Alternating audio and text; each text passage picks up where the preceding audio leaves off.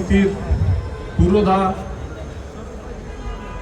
বাংলাদেশ জাতীয়তাবাদী দল বিএনপির ভারপ্রাপ্ত চেয়ারম্যান, বাংলাদেশের 18 কোটি মানুষের মুক্তিকামী মানুষের আশা আকাঙ্ক্ষার প্রতীক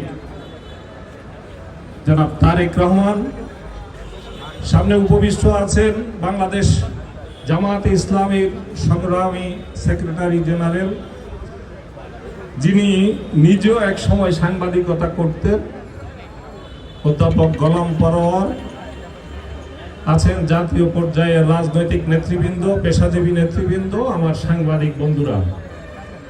বক্তব্য দীর্ঘ রাখার কোনো সুযোগ নাই। প্রধান অতিথি বক্তব্য রাখবেন, বিশেষ অতিথি বক্তব্য রাখবেন। তার বক্তব্য শোনার জন্য, তাদের বক্তব্য শোনার জন্য আপনারা অধীর আগ্রহে অপেক্ষা করছেন।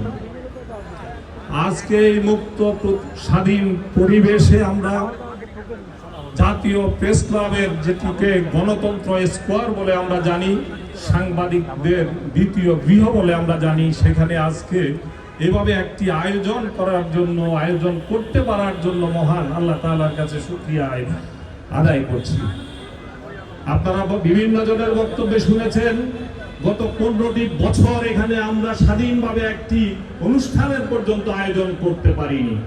বাংলাদেশ ফেডারেল সাংবাদিক ইউনিয়নের নেতৃত্বে থাকার কারণে বিগত 16 বছরে বিভিন্ন সময়ে আমরা আমাদের যে বার্ষিক আয়োজন, ঢাকা সাংবাদিক ইউনিয়নের আয়োজন, সেগুলো আমরা যখন করতে গিয়েছি, সেখানে এই ফেসিবাদের দোষর জাতীয় প্রেস ক্লাবের নেতৃত্ব আমাদেরকে বাধা দিয়েছে। আপনারা শুনেছেন কিভাবে আমাদের দেশনেত্রী বেগম খালেদা জিয়া যখন একটি ইফতার মাহফিলে আসবেন, আমরা এখানে প্যান্ডেল করার চেষ্টা করেছিলাম, কিন্তু রাতে 3টা পর্যন্ত আমরা ইউনিয়ন অফিসে বসে যখন প্যান্ডেল করার চেষ্টা করছি, সেই ফেসিবাদের দোসররা সারা রাত বসে থেকে এখানে সেই প্যান্ডেলটি ভেঙে দিয়েছিল। আমাদেরকে বাধ্য হয়ে সেই অনুষ্ঠানটি করতে হয়েছিল সেই সুপ্রিম কোর্টের অডিটোরিয়ামে। এভাবে শুধুমাত্র দেশের মানুষের গণতন্ত্র না, মানুষের এদেশের স্বাধীনতাকামী মানুষের অধিকার কেড়ে নেওয়া হয় নাই, বাংলাদেশের সাংবাদিক সমাজের প্রতিটি পদে পদে তাদের অধিকার কেড়ে নেওয়া হয়েছে। মুক্তভাবে লিখতে দেওয়া হয় নাই, বলতে দেওয়া হয় নাই, টকশোতে কারা যাবে তারা বিশেষ জায়গা থেকে নির্দেশনা দিয়ে সেটা নির্ধারণ করা হয়েছে। একটি লেখা যদি ভিন্ন মতের হতো, তাহলে পরের দিন তাকে বিশেষ জায়গায় দাওয়াত দিয়ে চা খাওয়ার দাওয়াতের নামে তাকে পরবর্তীতে যাতে আর কখনো এই কাজ না করে, এইভাবে না লেগে সেই হুমকি দেওয়া হয়েছে। এমন একটি দুর্বিষহ পরিবেশ থেকে আমরা গত 5ই আগস্ট মুক্তি পেয়েছি। আমি আজকে শ্রদ্ধার সাথে স্মরণ করছি 5ই আগস্টের পূর্বাপর যেসব শহীদ হয়েছেন তাদের প্রতি, তাদের স্মৃতির প্রতি শ্রদ্ধা জানাচ্ছি, রুহের মাগফিরাত কামনা করছি। একই সঙ্গে গত 15 বছরে 60 জনের অধিক যে সাংবাদিক এই বাংলাদেশে মুক্ত সাংবাদিকতা করতে গিয়ে জীবন দিয়েছে, তাদের রুহের মাগফিরাত কামনা করছি। প্রত্যেকটি মাসে গত 15 বছরে 25 থেকে 30 জন করে সাংবাদিককে নির্যাতন করা হয়েছে, নিপীড়ন করা হয়েছে, মামলা দেওয়া হয়েছে, এবং অনেক সাংবাদিক পঙ্গু হয়ে গেছেন গত 15 বছরে।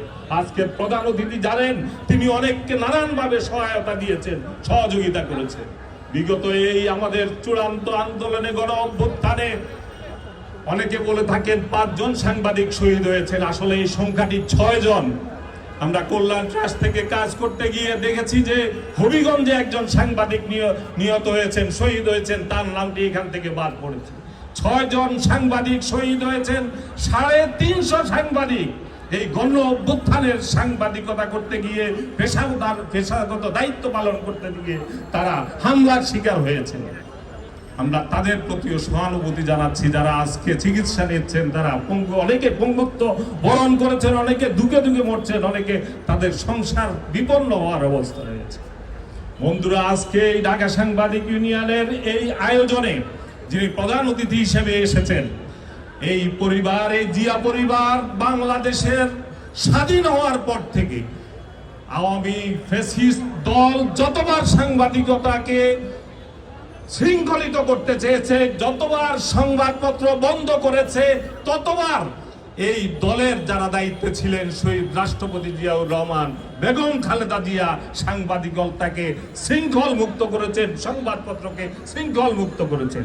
বাকশাল কায়েম করার পর যখন সকল সংবাদপত্র বন্ধ করে দেওয়া হয়, তখন শহীদ রাষ্ট্রপতি জিয়াউর রহমান ক্ষমতায় এসে তাকে যখন সেই 7ই নভেম্বরের অভ্যুত্থানের মধ্য দিয়ে সিপাহী জনতা ক্ষমতায় নিয়ে আসে, তখন সংবাদপত্র সংবাদ মাধ্যমকে সে অবারিত করে দিয়েছিলেন। আবার দেশনেত্রী বেগম খালেদা জিয়া যখন 91 সালে ক্ষমতায় আসেন, তার আগে স্বৈর শাসকের বিভিন্ন সংবাদপত্র বন্ধ করে দিয়ে হাজার হাজার সাংবাদিককে বেকার করে দিয়েছিল। বেগম খালেদা জিয়া এসে আরেকবার সংবাদপত্রকে সংবাদ মাধ্যমকে মুক্ত করে দিয়েছেন। 2001 সাল থেকে 2006 সাল পর্যন্ত একইভাবে বিএনপির সময়ে কোনো সংবাদপত্র বন্ধ হয়েছে এমন কোনো নজির নাই। কোনো সাংবাদিক অন্যায়ভাবে গ্রেপ্তার হয়েছে, মামলার শিকার হয়েছে এমন কোনো নজির নাই। বন্ধুরা, বিএনপি হচ্ছে সংবাদ মাধ্যম বান্ধব একটি রাজনৈতিক দল। সেই দল আগামীতে ক্ষমতাসীন হলে আমরা বিশ্বাস করি সংবাদ মাধ্যমের যে দুঃসহ সময়, সেই সময় থেকে বাংলাদেশের সাংবাদিকরা এবং সংবাদ মাধ্যম মুক্তি পাবে স্থায়ীভাবে, এবং সেই জন্য একটি মিডিয়া কমিশন হয়েছে। আমরা বিশ্বাস করি তার মাধ্যমে এটা স্থায়ী রূপ দেওয়া হবে।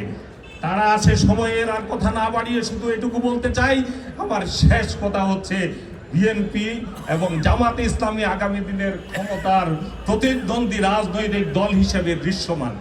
এই দুটি দলের কাছে আমাদের আহ্বান থাকবে, আপনাদের মধ্যে কোন রকম বিভাজন বাংলাদেশের মানুষের ভাগ্যাকাশে যাতে আবার কালো মেঘের ঘন ঘটা না আসে।